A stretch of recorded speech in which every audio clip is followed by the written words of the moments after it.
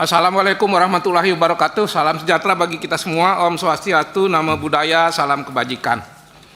Pimpinan dan anggota yang saya hormati, Pak Kapolri beserta jajarannya. Kecintaan kami Komisi 3 kepada Polri nggak usah diragukan. Dari penguatan peraturan, dari penguatan anggaran, dan lain-lain tidak perlu kita beberkan. Pak Kapolri dan jajarannya sudah paham. Ibu Mega juga, Ketua Umum kami, sangat mencintai Polri. Dan itu sebabnya salah satu apa yang dilakukan, pisahkan Polri dengan TNI. Oleh karena itu kami terus diberikan pesan, dukung Polri. Kalau perlu dukung habis-habisan karena dia benar, kalau perlu kritisi sedikit-sedikit atau banyak juga boleh, yang penting dalam rangka mencintai Polri. Itu pengantar, supaya kalau nanti ada beberapa catatan kecil, itu tetap dalam konteks kecintaan kita pada Polri. Terbatasnya waktu menyebabkan saya menyampaikan 3 hal saja supaya bisa berbagi. Pertama, apakah reformasi kultur berkaitan dengan struktur? Kita semua tahu, memang tidak bisa dipisahkan. Tapi kami sudah memutuskan reformasi adalah tentang kultur. Walaupun nanti ada berhimpitan, itu bagian dari kultur. Reformasi kultur semacam apa yang kita inginkan? Sebagai informasi Pak Kapolri, kami sudah mengundang banyak sekali narasumber atas kebijakan ketua. Untuk apa? Kami sedang membentuk panja aparat penegak hukum termasuk di dalamnya Polri. Lalu yang pertama kami titipkan adalah jam 2 pagi tadi kami menerima WA karena begitu pentingnya pertemuan dengan Kapolri. Reformasi kultur tidak akan berhasil kalau dia tidak menekankan pada masalah HAM, demokrasi, kemanusiaan, melindungi masyarakat, bersahabat dengan masyarakat, dan seterusnya. Seperti yang Bapak sering udah saya katakan. Tapi penting, menggarami lautan itu tidak salah. Mengajari ikan menyelam juga tidak salah katanya. Karena urusan Bapak banyak, harus berulang kali diingatkan, Pak. Jadi, reformasi kultur ini tidak bisa mengabaikan HAM, tidak bisa mengabaikan demokrasi, haruslah manusiawi, haruslah melindungi masyarakat, harus bersahabat dengan masyarakat. Untuk itu ada 2 pertanyaan yang kalau pertanyaan ini dijawab dengan baik itu akan meningkatkan citra. Kami memancing, meningkatkan citra kepolisian. Pertanyaan pertama biar nggak keliru karena ini titipan, saya baca saja. Bagaimana implementasi surat edaran Kapolri nomor SE 22 Romawi 2021 tentang kesadaran budaya beretika untuk mewujudkan ruang digital Indonesia yang bersih, sehat, dan produktif, serta keberadaan virtual police benar-benar memprioritaskan sisi edukasi, persuasi, dan mediasi dalam menangani kasus-kasus yang berkaitan dengan kebebasan berekspresi dan berpendapat, serta melindungi HAM dan demokrasi. Itu pertanyaan pertama, berkaitan kultur. Pertanyaan yang kedua, ini masih titipan, jam 2 pagi kami diberikan WA-nya.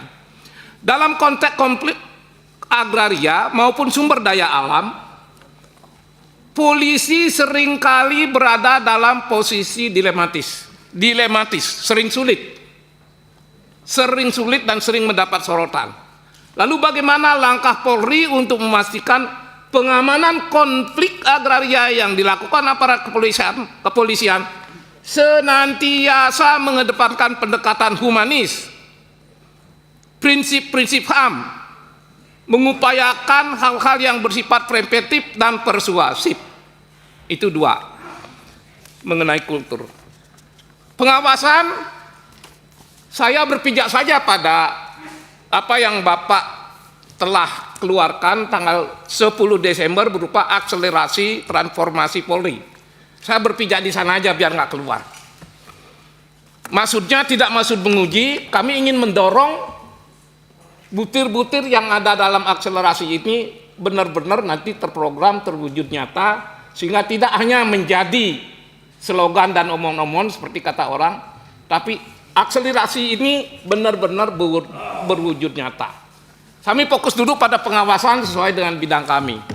Teman-teman sudah mengutip pasal 20, dan sering saya dinasihati oleh ketua saya agar fokus dan maksimal di bidang pengawasan, karena itu tugas kita.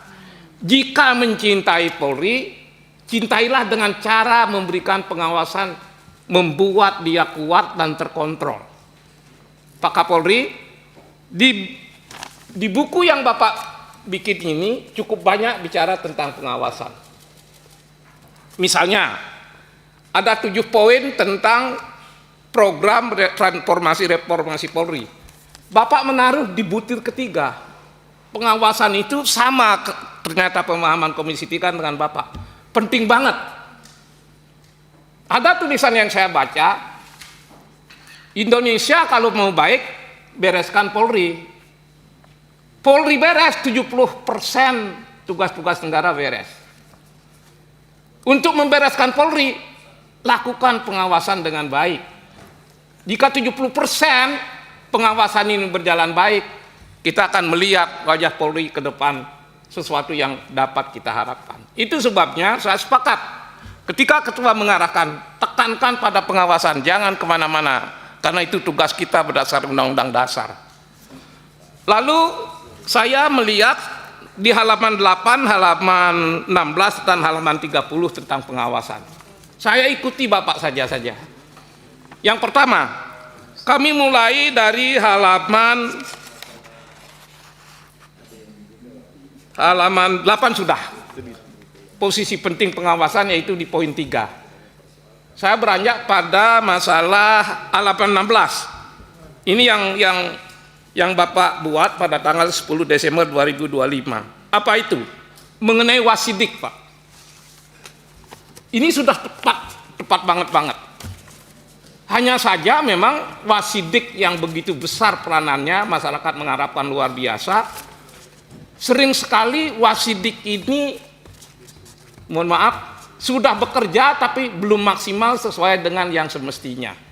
Maka penting sekali ada program Pak Kapolri dan jajarannya ini memperkuat wasidik, memberikan wibawa, memberikan kewenangan, agar penyidikan itu berjalan benar-benar baik, kalau tidak sempurna. Harus gitu. Jangan ada nanti penyidik yang di daerah-daerah tidak mendengar wasidik, tapi mau menetapkan tersangka tidak berani karena harus minta izin sama direktur Krim misalnya. Pasti Bapak bisa menangkap maksud saya. Tanpa data dan pengalaman tidak mungkin saya bicara begini. Itu artinya wibawa wasidik dari daerah sampai ke pusat perlu ditingkatkan. Saya tidak akan meragukan konsep ini. Tapi kalau konsep ini tidak dibuatkan SOP, tidak dibuatkan program, tidak ada pembinaan yang baik, tidak ada seleksi yang ketat tentang wasidik, apa yang Bapak tulis di halaman 16, jangan-jangan tidak maksimal, bahkan bisa meleset.